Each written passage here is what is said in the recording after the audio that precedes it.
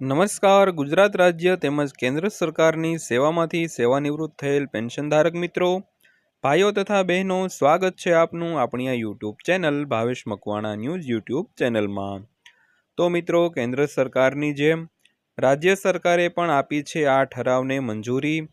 તો પેન્શનર માટે good news આવ્યા છે. ખૂબ સરસ મજાની વાત કરવાના છીએ આજે આપણે, એટલે વિડીયો તમે અંત સુધી જોઈ લેજો. અને જો હજી સુધી આપણી આ ચેનલ સબસ્ક્રાઈબ ન કરી હોય તો રોજે રોજ આવા જ પ્રકારની માહિતી મેળવવા માટે આપણી આ ચેનલ અત્યારે જ સબસ્ક્રાઈબ કરી લેજો મિત્રો.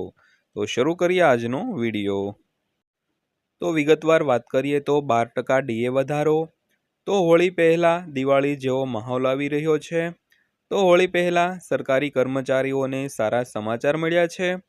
તો મિત્રો, મહારાષ્ટ્ર રાજ્યની સરકારે સરકારી કર્મચારીઓના પગારમાં મોટો વધારો થવાનો છે. તો મહારાષ્ટ્ર સરકારે સરકારી કર્મચારીઓના મોંઘવારી ભથ્થામાં 5-6% નહીં, પરંતુ સીધો 12%નો વધારો કર્યો છે.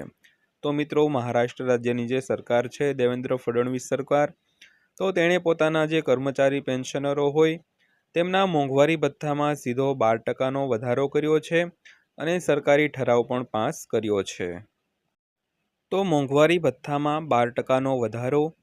મહારાષ્ટ્ર સરકારે કર્મચારીઓના મોંઘવારી ભથ્થામાં 12%નો વધારો કર્યો છે. મહારાષ્ટ્ર સરકારે મંગળવારે 5મા પગાર પંચના અપરિવર્તિત પગાર ધોરણ હેઠળ તેમના કર્મચારીના મોંઘવારી ભથ્થામાં 12%નો વધારો કરવાનો જાહેર આદેશ આપ્યો છે. તો સરકારે 1 જુલાઈ 2024થી મોંઘવારી ભથ્થામાં 12%નો વધારો કર્યો છે.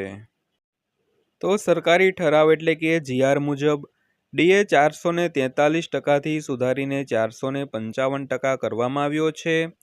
તે ફેબ્રુઆરી 2025ના પગાર સાથે રોકડમાં ચૂકવવામાં આવશે, જેમાં 1 જુલાઈ 2024થી 31 જાન્યુઆરી 2025 સુધીના બાકી પગારનો પણ સમાવેશ થાય છે.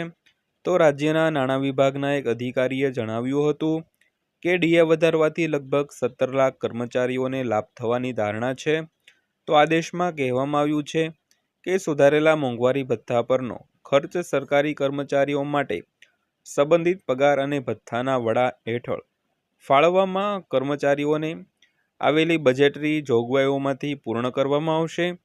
તો ગ્રાન્ટ ઇન એઇડ સંસ્થાઓ અને જિલ્લા પરિષદના કર્મચારીઓ માટેનો ખર્ચ તેમની નાણાકીય સહાય માટે ઉલ્લેખિત પેટા હેડ હેઠળ નોંધવામાં આવશે મિત્રો. તો મિત્રો, આ હતી આજની માહિતી પસંદ આવી હોય તો વિડીયોને લાઇક કરજો અને રોજે રોજ આવી જ માહિતી મેળવવા માટે આપણી આ ચેનલને અત્યારે જ સબસ્ક્રાઈબ કરી લેજો. તો ફરીવાર પાછા મળીશું એક નવા વિડીયો સાથે, નવી માહિતી સાથે. ત્યાં સુધી સૌને જય હિન્દ, વંદે માતરમ.